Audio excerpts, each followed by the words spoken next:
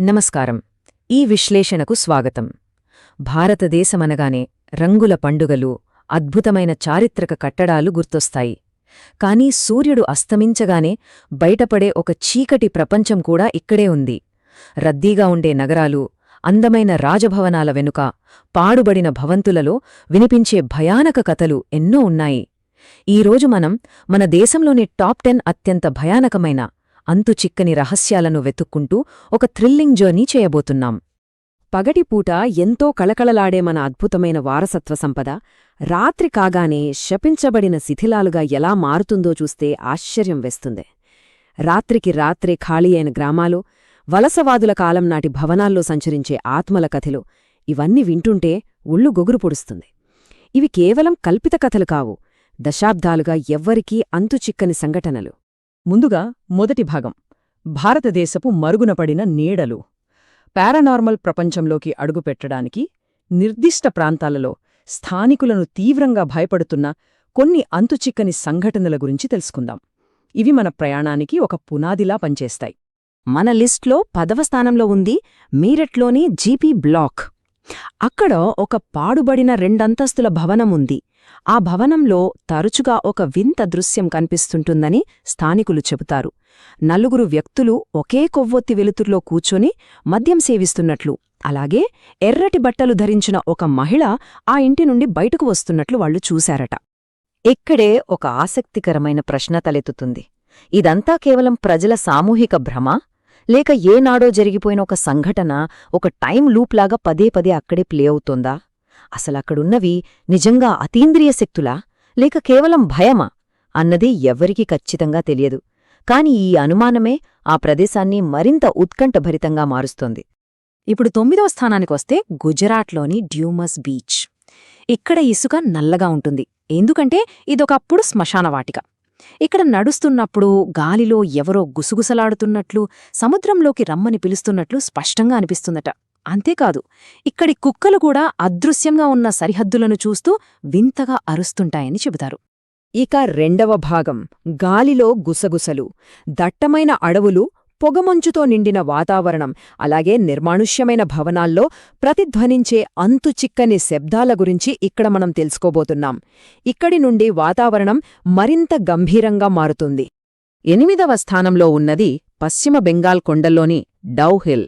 ఈ దట్టమైన పైన్ అడవులు ఒక చీకటి రహస్యాన్ని దాచుకున్నాయి. అడవిలో ఒక తలలేని బాలుడు తిరుగుతున్నట్లు స్థానికులు నమ్ముతారు.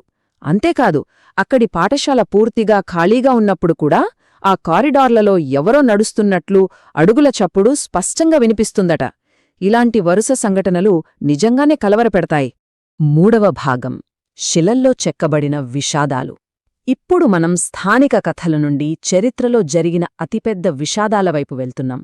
ఈ చారిత్రక సంఘటనలు మన దేశంలోని అద్భుతమైన రాతి కట్టడాలపై ఎలా తమ చెరగని చీకటి ముద్రలను వేశాయో ఇక్కడ చూద్దాం. 7వ స్థానంలో పూణేలోని ప్రసిద్ధ శనివార్వాడ కోట ఉంది. ఈ అద్భుతమైన రాతి కట్టడం వెనుక ఒక దారుణమైన కుటుంబ ద్రోహం దాగి ఉంది. క్రీస్తు శకం 1773లో యువ పీష్వా నారాయణరావు తన సొంత బంధువుల చేతిలోనే అత్యంత దారుణంగా హత్య చేయబడ్డాడు.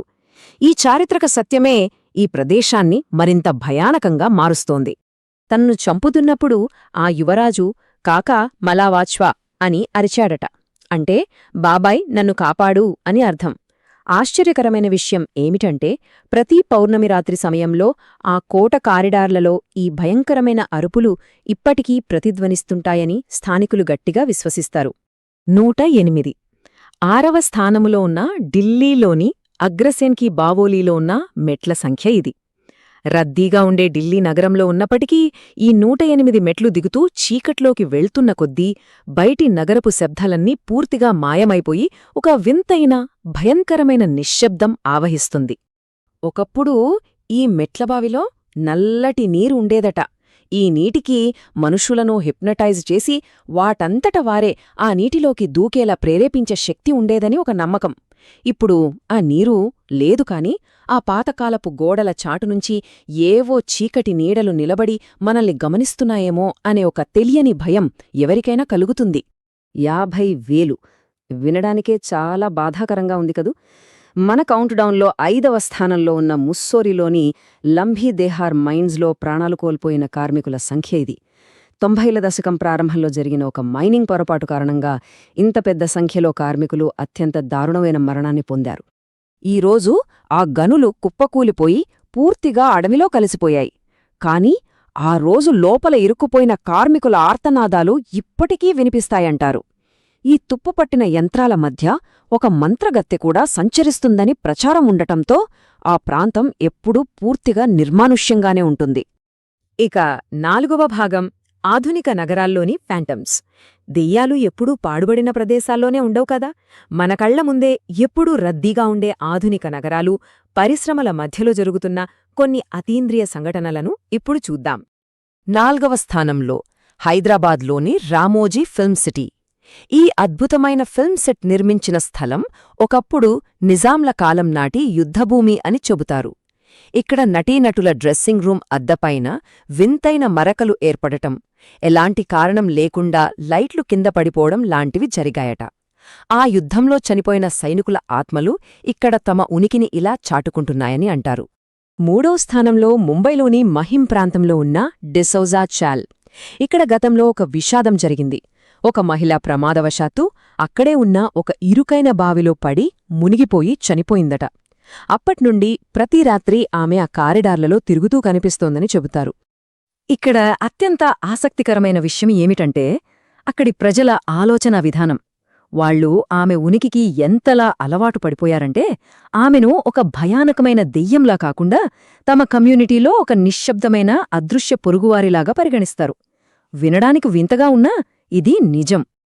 ఇక చివరిగా 5వ భాగం అంతిమ ప్రాచీన శాపాలు. మనమీ విశ్లేషణలో ఉత్కంఠభరితమైన ముగింపుకు చేరుకున్నాం. ఏ లాజిక్కూ అంతుచిక్కని అతి పురాతనమైన శాపాల గురించిప్పుడు మాట్లాడుకుందాం. ఇవి కేవలం కథలు కావు, ఏకంగా భౌగోళిక ప్రాంతాల రూపులేఖలనే మార్చేసిన భయంకరమైన సంఘటనలు. 2వ స్థానంలో ఉంది రాజస్థాన్లోని కుల్ధారా గ్రామం. 1825లో ఒక క్రూరమైన మంత్రి ఆగడాలను భరించలేక ఈ గ్రామంలోని పాలీవాల్ బ్రాహ్మణులు తమ ఇళ్లను వదిలేసి ఒక్క రాత్రిలోనే అదృశ్యమయ్యారు. అప్పటికప్పుడు ఆడారి గ్రామం పూర్తిగా నిశ్శబ్దంగా మారిపోయింది. ఆ రాత్రి ఏకంగా 1500 మంది గ్రామస్థులు ఎలాంటి ఆనవాలు లేకుండా కనుమరుగయ్యారు. వెళ్తూ వెళ్తూ వారు పెట్టిన శాపం వల్ల ఆ తర్వాత అక్కడ ఎవరూ నివసించలేకపోయారు. ఈనాటికి ఆ ప్రాంతంలో వేలాది రాతి ఇళ్ళు పైకప్పు లేకుండా ఒక శ్మశానంలా కనిపిస్తాయి. ఇక మన కౌంట్డౌన్లో నంబర్ 1 స్థానంలో ఉన్నది రాజస్థాన్లోని భానగర్ కోట. రత్నావతి అనే యువరాణిని మోహించి ఆమె ద్వారా తిరస్కరించబడిన ఒక మాంత్రికుడు చనిపోతూ ఈ కోటను శపించాడని, అందుకే ఈ కోట మొత్తం ఇలా శిథిలమైపోయిందని ఇక్కడి పురాణ కథ. దీని తీవ్రత ఎలాంటిదంటే సూర్యాస్తమయం తర్వాత ప్రవేశం నిషేధించబడింది అని ఆర్కియాలజికల్ సర్వే ఆఫ్ ఇండియా అధికారికంగా ఒక హెచ్చరిక బోర్డును కూడా పెట్టింది. రాత్రిపూట ప్రవేశాన్ని ప్రభుత్వం అధికారికంగా నిషేధించిన ఏకైక ప్రదేశం బహుశా ఇదొక్కటే. చీకటి పడిన తర్వాత అక్కడే ఉండిపోయినవారు తిరిగి మామూలు మనుషులుగా రాలేదని స్థానికులు బలంగా చెబుతుంటారు. ఇక్కడితో మన ప్రయాణం ముగింపుకు వచ్చింది. అయితే ఒక ఆలోచించాల్సిన ప్రశ్న మిగిలిపోతోంది. ఇవన్నీ కేవలం చరిత్రలో మిగిలిపోయిన ప్రతిధ్వనులా, లేక నిజంగానే కొన్ని రహస్యాలను అలా చీకట్లోనే వదిలేయడం మంచిదా? ఏది ఏమైనా ఈ కథలు మన దేశ చరిత్రలో ఒక అంతు చిక్కని భాగంగా మిగిలిపోయాయి. సరే మరి, ఈ రాత్రికి ప్రశాంతంగా నిద్రపోవడానికి ప్రయత్నించండి. కుదిరితే